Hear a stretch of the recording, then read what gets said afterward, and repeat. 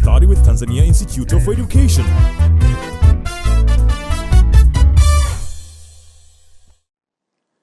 Hello student, my name is Madam Neema and I'll be presenting an English lesson for Form 4. But before we begin, I would like to ask you some few questions. Have you ever read any storybook? Have you ever read or recited any poem? Yes? Let's remind ourselves. When you were in Form 1 and Form 2, you read a couple of books. You either read The Magic Garden, or Mabala the Farmer, or Howard the Bus Driver, or even Kalulu the Hare. The poems, I remember one, the Freedom Song. Do you remember Freedom Song? We normally used to call it Atieno. Do you remember that poem? Okay. Now, after looking at those things that we read, the poems that we recited, I want to introduce today's lesson. We are going to look at literary works, particularly poetry. But before we go to poetry, we have to understand what are literary works. We say that literary works is any written words that are put in paper, in books, where you can read. It can be a song, a poem, a novel, a play. That is a literary work. When you look at the word poetry, poetry is also a form of literary work. But this literary work, we call them genres. We call them genres. And these are novels and short stories. Another one are plays.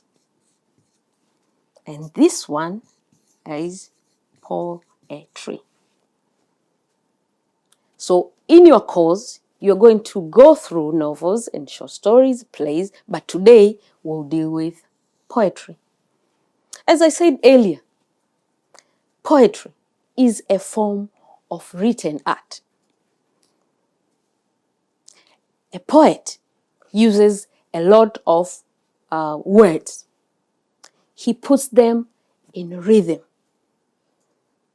Unlike other genres of literary work, poetry is like songs.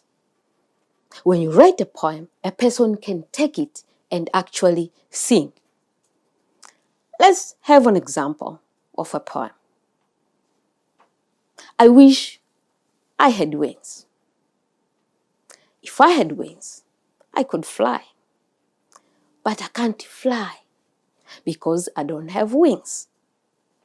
You can just imagine, because I'm not a good singer, I will not sing. You might even run away if I sing.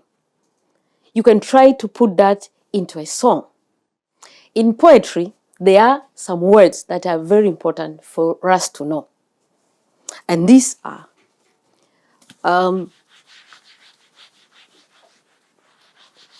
the word poem.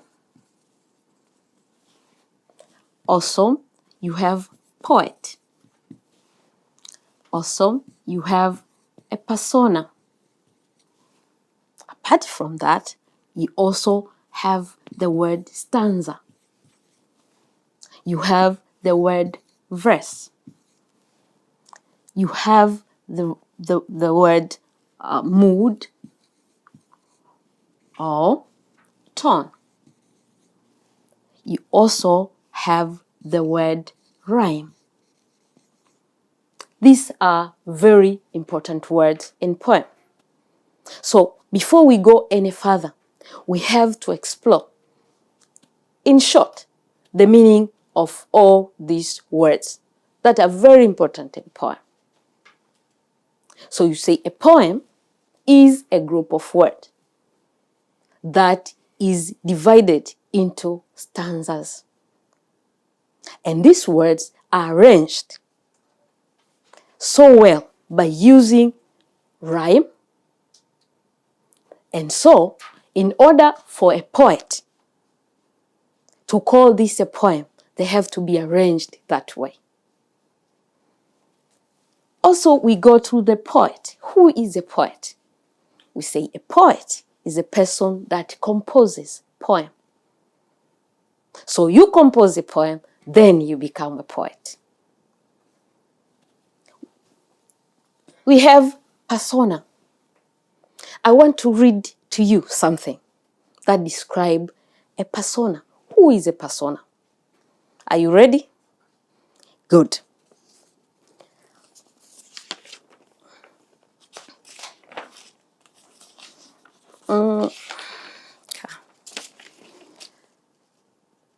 Today, I did my share in building the nation.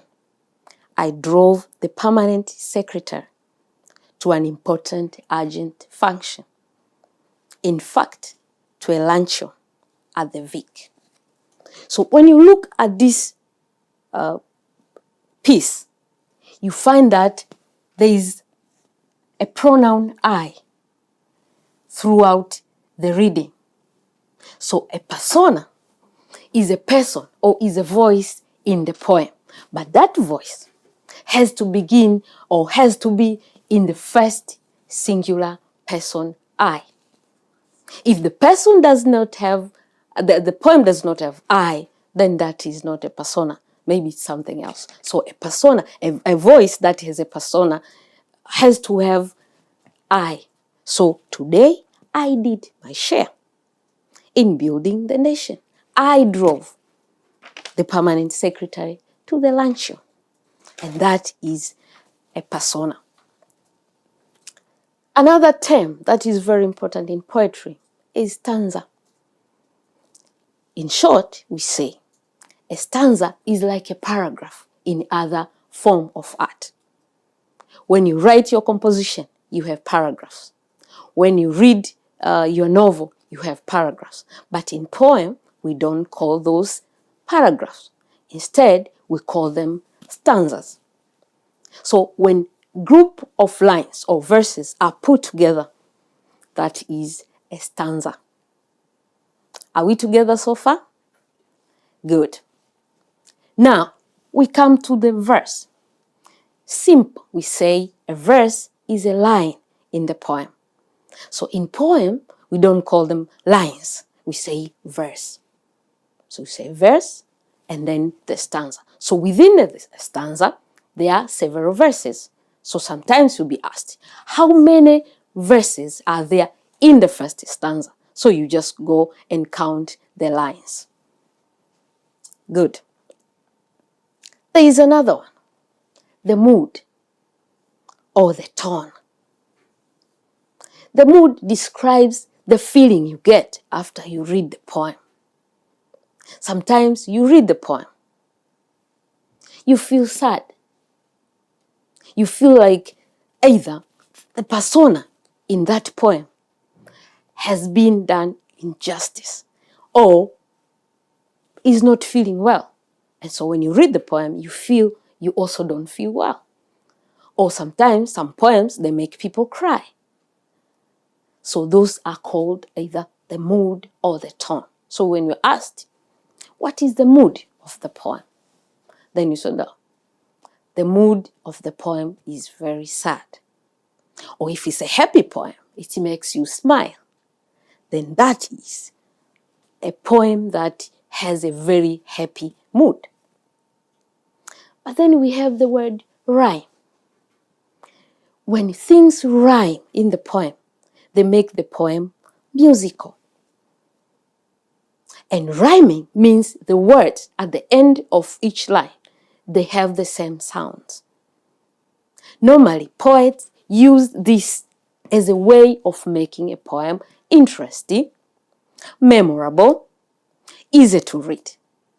And so that's why they make the words rhyme at the end of each line.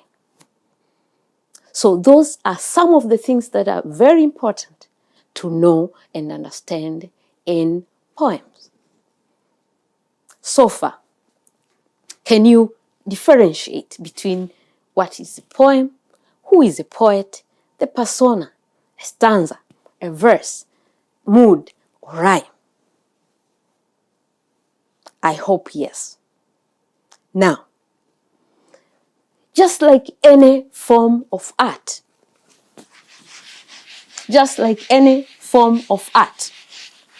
because remember, at the very beginning, we say poetry is an art. Like any other art, you have things that makes that particular art unique, or that particular trade unique. Take, for example, a carpenter.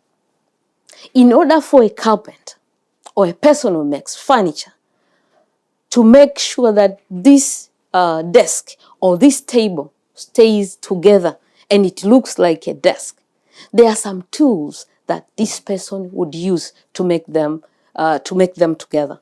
Like, remember, these ones were pieces of things before they became a table.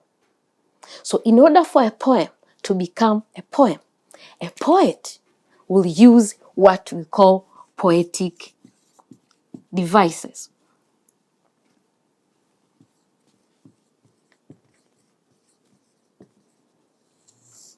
Poetic devices. What are poetic devices? We say poetic devices are tools. Poetic devices are tools that a poet uses in order to express his feelings, thoughts, or ideas through the poem. Poetic devices are very important. Remember, poems, unlike any other genre, are very short. You can't write a poem which is very long. It will become boring and people might not even read it if it's not interesting. So normally poems are short and they drive the message home because of the use of tools. So what are some of those poetic devices? The first one is repetition. You know what is repetition? When you go on and on about something, you tell me something, you tell me again, that is repeating. But in poem, we say repetition is very important because a poet is trying to drive a certain message home. Why are they repeating? So we have repetition, but repetition is divided into three kinds of repetition. The first one is refrain. What is refrain? So a refrain is when a poet repeated a phrase or a verse at the end of each stanza. I repeat, refrain happens when a poet decides to repeat a phrase or a verse on each stanza. So if you see phrases are repeated throughout the stanza, then you know this is refrain. Good. Another type of repetition is alliteration. Alliteration. What is alliteration? When a poet uses alliteration, we say that alliteration is when words that follow each other, they have the same sound. For instance, if you say Peter, Piper, picked. Peter Piper picked. So if you say P and then you have P, another P, that is alliteration. They have this consonant sounds have to be in the same line or verse. You can't have Peter here and then the second line, or you have Peter, Anna, and Job, and then you say no, that is alliteration. No. These words have to follow each other, even if they have words between them. Peter is Piper and picked. It doesn't matter. But when you look at them, they follow each other. And that is alliteration. So in some of the poem, you might find some sounds, consonant sounds. They follow each other. The baker baked a big cake. So the baker, B, baked, baked. So you have this ba, ba, ba. And that is an example of alliteration. And then we have another repetition that is assonance. There is a difference between alliteration and assonance. When you look at alliteration, it deals with repetition of consonant sounds. Here we say consonant sounds.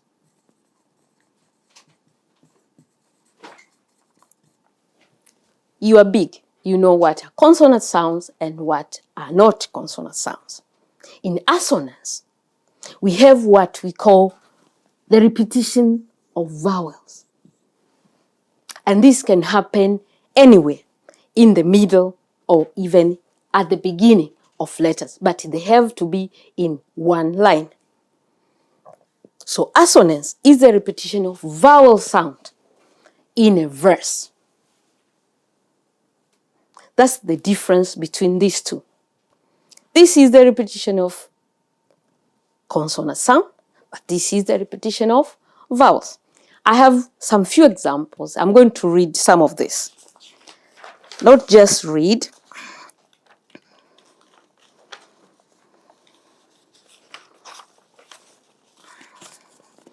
If I say, for example,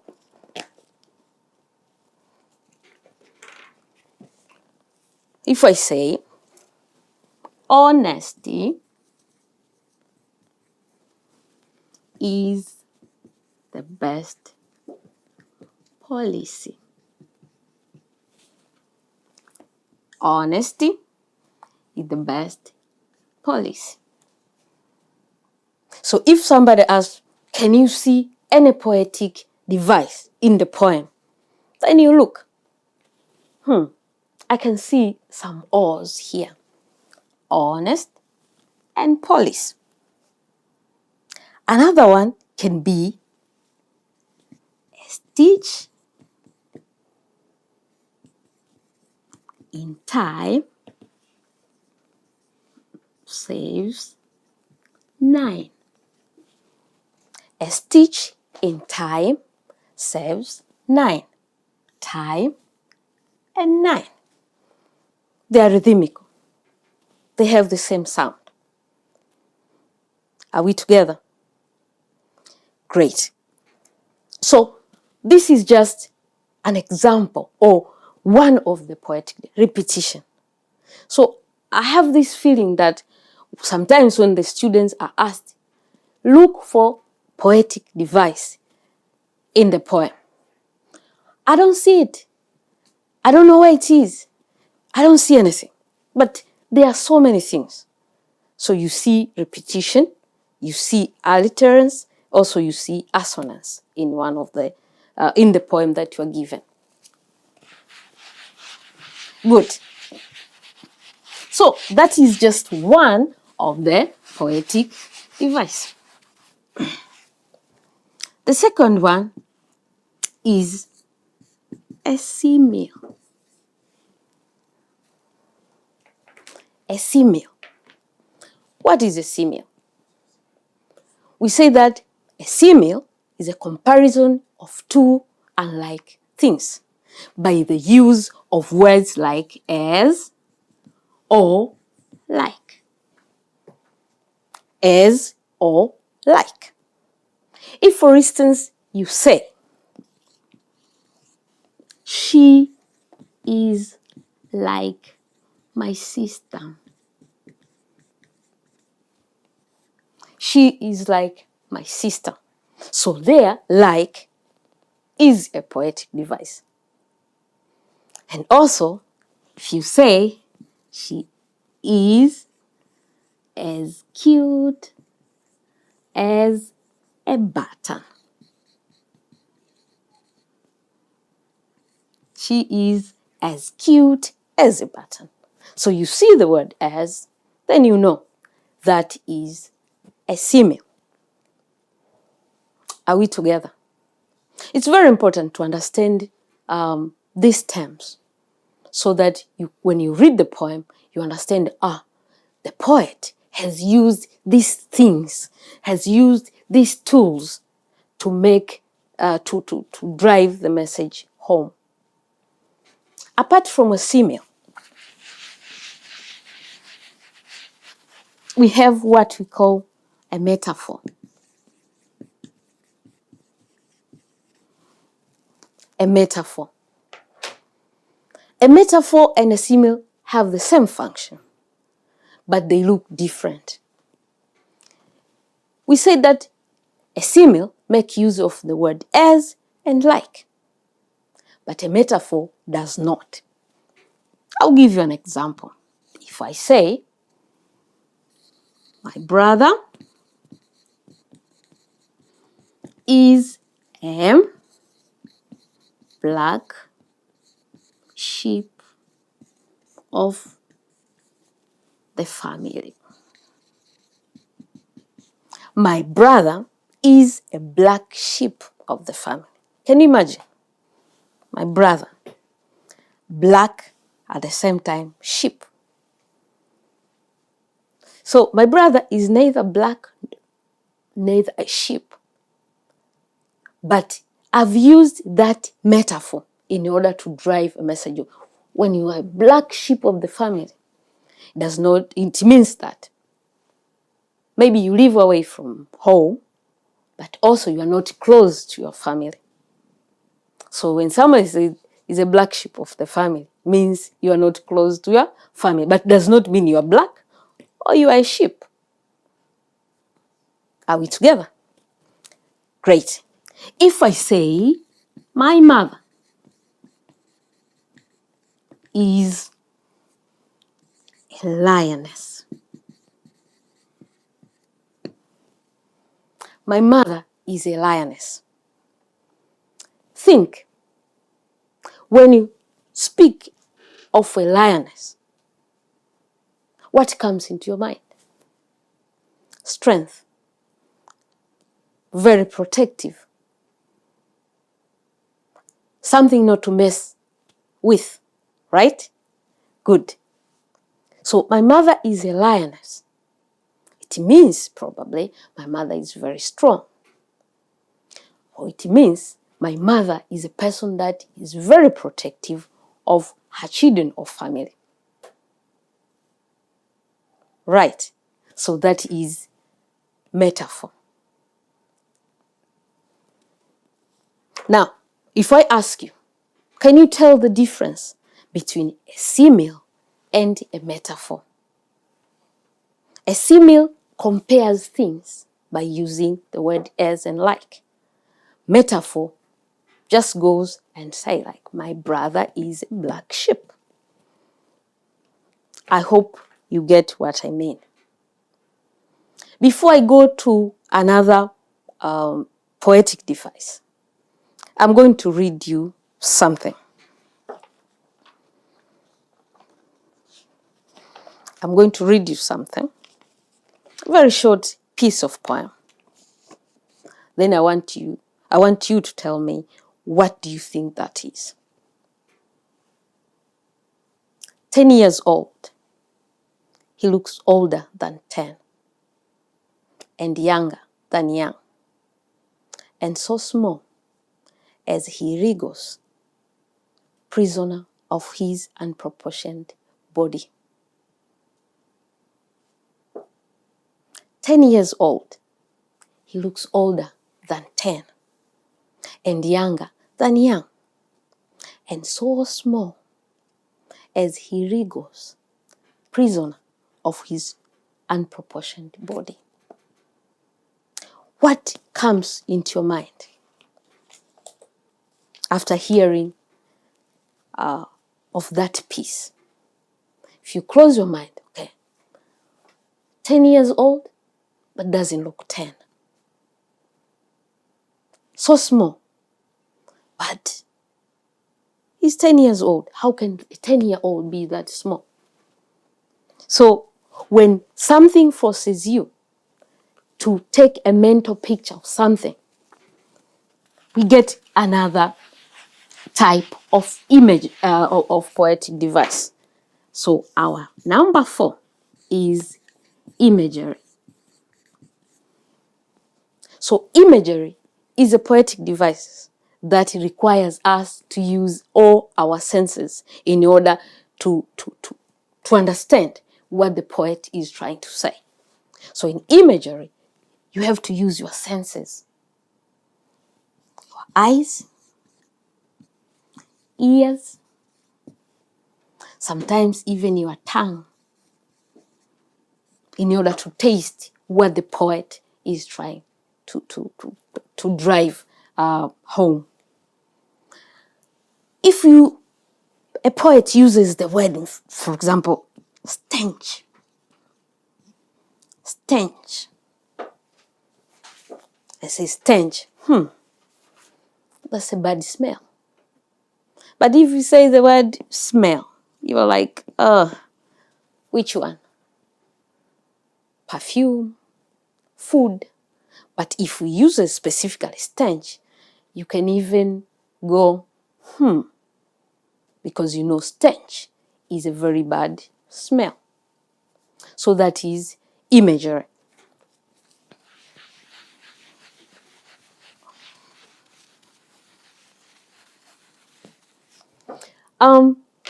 So those are very few of the poetic devices that are there. Before we continue, I would like us to recap from the very beginning. You have to understand literary works, what are there in literary works, and then you have poetry, which is very important to us, and that poetry is a form of art. Just like any form of art, poetry uses poetic devices. And we have discussed some of those poetic devices. We'll continue with another lesson. But before I leave, I would like you to have some few questions. Can you tell the difference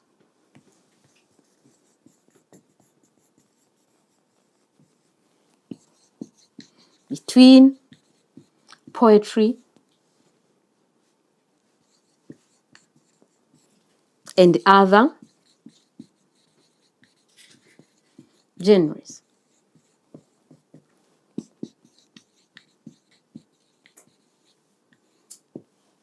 Can you tell the difference between poetry and other genres of literature? But also, I want you to mention the poetic devices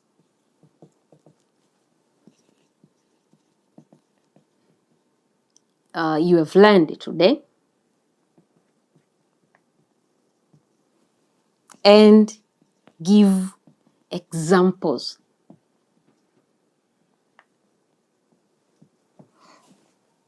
Good. We are done for today, but we'll continue on the next lesson. For now, say goodbye.